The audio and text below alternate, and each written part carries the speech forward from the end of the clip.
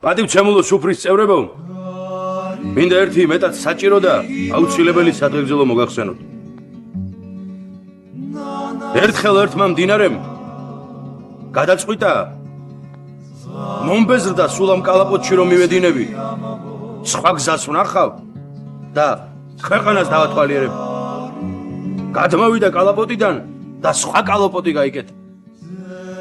მაგრამ გზად სოფელს წააწყდა. შეეშინდა არ დავტბოროო და ისევ შეიცვალა მიმართულება.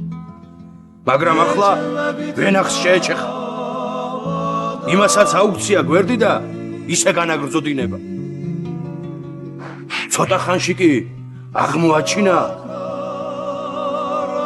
რომ გზა დაკარგა. გზა ვეღარ შეუერთდა სხვას და დაშრა. მოდი ჩემო მეგობრებო, ჩვენი ცხოვრების გზას გავუმარჯოს. არასოდეს გადაუხვიოთ, თორემ ან სხვას დავუყავთ, ან ჩვენ დავიღუპებით. აი, რას ვეუბნებოდი გრიშაბიძიას? საწყალი.